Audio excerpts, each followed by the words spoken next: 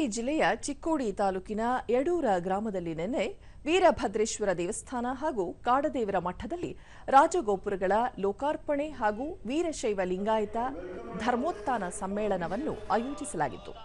ಉಪರಾಷ್ಟ್ರಪತಿ ಸಿಪಿ ರಾಧಾಕೃಷ್ಣನ್ ಅವರು ಸಮ್ಮೇಳನಕ್ಕೆ ಚಾಲನೆ ನೀಡಿದರು. ಈ ಸಂದರ್ಭದಲ್ಲಿ ರಾಜ್ಯಪಾಲ ಥಾವರ್ಚಂದ್ ಗೆಹ್ಲೋಟ್, ಸಚಿವ ಎಂಬಿ ಪಾಟೀಲ್, ಡಾ ಪ್ರಸನ್ನ ರೇಣುಕಾ ವೀರಸೋಮೇಶ್ವರ, ರಾಜದೇಶಿ ಕೇಂದ್ರ ಶಿವಾಚಾರ್ಯ ಭಗವತ್ಪಾದರು, ಡಾ ಸಿದ್ದಲಿಂಗ ರಾಜದೇಶಿ ಕೇಂದ್ರದ ಶಿವಾಚಾರ್ಯ ಭಗವತ್ಪಾದರು ಸೇರಿದಂತೆ ಹಲವು ಮಠಾಧೀಶರು ಹಾಗೂ ಶಾಸಕರು ಉಪಸ್ಥಿತರಿದ್ದರು. ಕಾಡದೇವರ ಮಠದ ವತಿಯಿಂದ ಶಾಸಕ ಪ್ರಕಾಶ್ ಹುಕ್ಕೇರಿ ಅವರಿಗೆ ವಿಕಾಸ ವೀರ ಪ್ರಶಸ್ತಿಯನ್ನು ಉಪರಾಷ್ಟ್ರಪತಿ ಪ್ರದಾನ ಮಾಡಿದರು.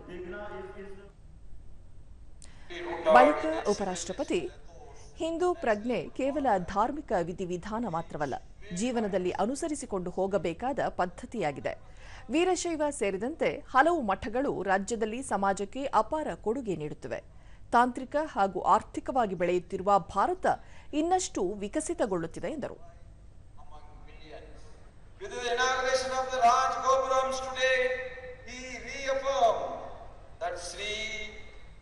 Kshetra Yadru is a living symbol of faith, service, harmony and spiritual awakening. And my prayer always for all of us, may this blessed land continue to inspire generations with the message of Dharma and kindness with empathy. ರಾಜ್ಯಪಾಲ ಥಾವರ್ಚಂದ್ ಗೆಹ್ಲೋಟ್, ವಿಶ್ವ ಕಲ್ಯಾಣಕ್ಕಾಗಿ ಜಗತ್ತಿನ ಹಲವು ದೇಶಗಳು ಭಾರತದತ್ತ ತಿರುಗಿ ನೋಡುತ್ತಿವೆ ಎಂದು ತಿಳಿಸಿದರು. महत्वपूर्ण योगदान दे रहा है।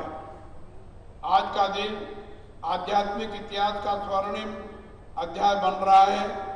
आज श्री काकड़देवरा मठ श्री देव यडूरा के पावन प्रांगण में भव्य राजगोपुरम का लोकार्पण, कलश आरोहण एवं